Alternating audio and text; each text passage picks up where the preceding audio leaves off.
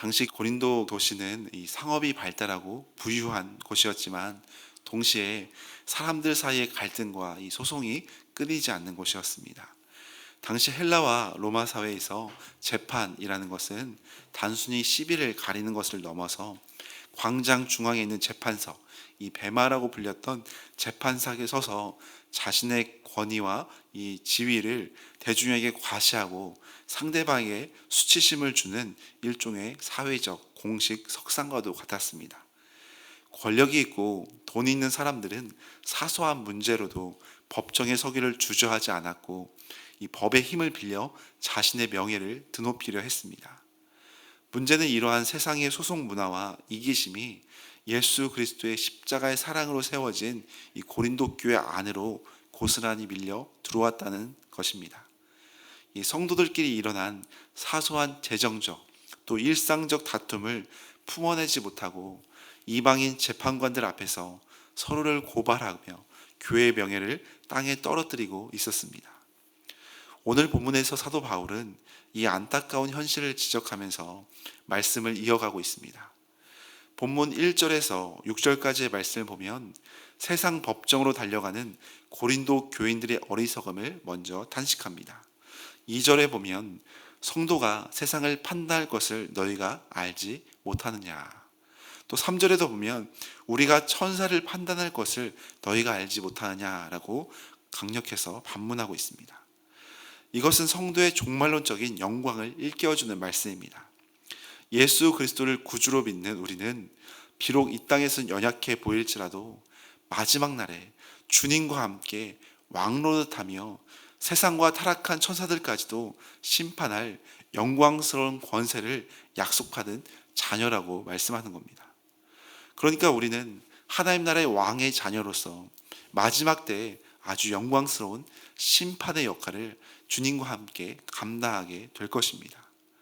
그런데 이렇게 존귀한 신분을 가진 하나님의 자녀들이 어떻게 세상의 사소한 이익을 두고 믿지 않은 세상 사람들의 발 아래 엎드려 판결을 구하는 그런 수치를 자처할 수 있느냐 하는 그런 말씀입니다.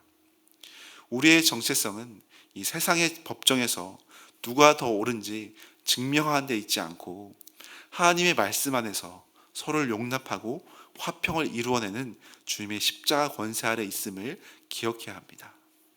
그리고 7절에서 세상의 상식을 뒤엎는 복음의 원리를 선포하고 있습니다.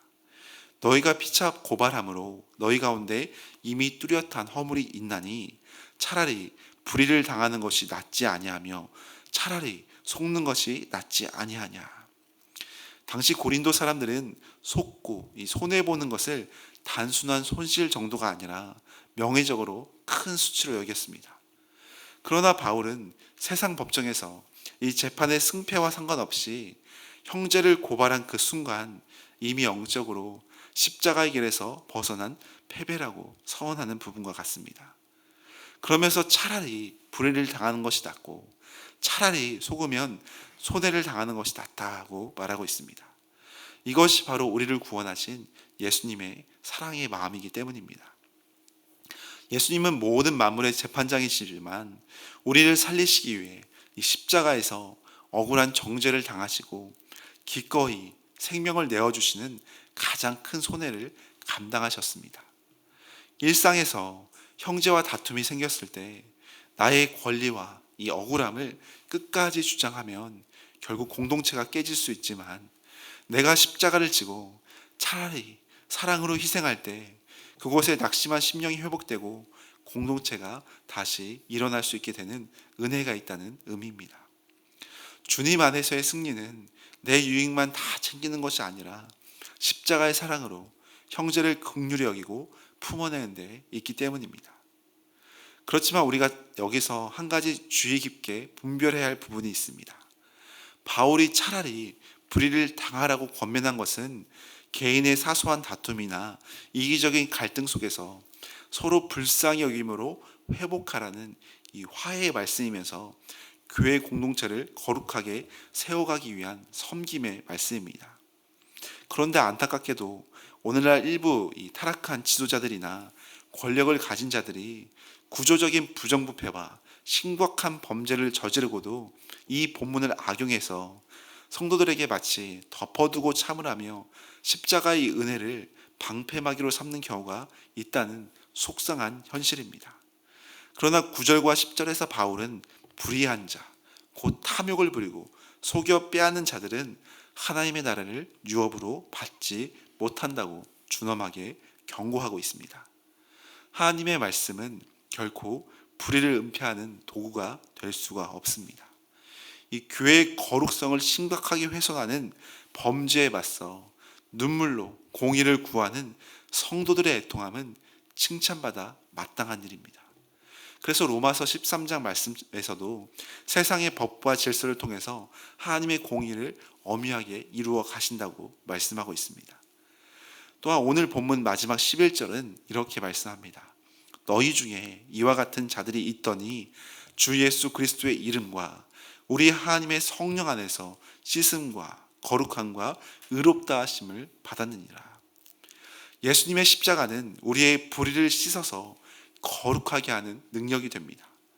이 은혜를 값싼 용서로 왜곡하지 않고 거룩한 교회를 지키기 위해 애통해한 지체들을 따뜻하게 위로하면서 우리 모두가 성령 안에 의롭고 순전한 삶을 살아갈 수 있도록 서로를 세워줘야 하는 말씀으로 우리에게 하고 있습니다. 사랑하는 여러분, 세상은 끊임없이 자신의 정당성을 증명하고 이익을 지켜낸 자가 승리한다고 말하는 세상입니다. 그러나 십자가의 피로 씻음받고 하나님의 영광스러운 자녀가 된 우리는 주님이 기뻐하시는 길을 걷는 믿음의 사람들입니다. 삶의 자리에서 크고 작은 억울함과 이 갈등을 마주할 때 세상의 방법과 힘의 논리에 우리가 마음을 빼앗겨서는 안 됩니다. 우리를 세우신 분은 그 누가 아니라 하나님이십니다. 우리를 정결하게 씻기시고 거룩하게 하신 예수님의 십자가의 은혜를 기억하면서 내가 조금 손해보는 것보다 한 영혼을 더 귀히 여겨서 차라리 양보하고 품어주는 예수님의 마음을 선택할 수 있는 믿음의 발걸음이 되시기를 소망합니다. 그래서 오늘도 주 예수 그리스도의 이름과 성령의 도우심 안에서 참된 화평과 이 거룩함을 이루어가는 복된 삶이 되시기를 간절히 축원합니다.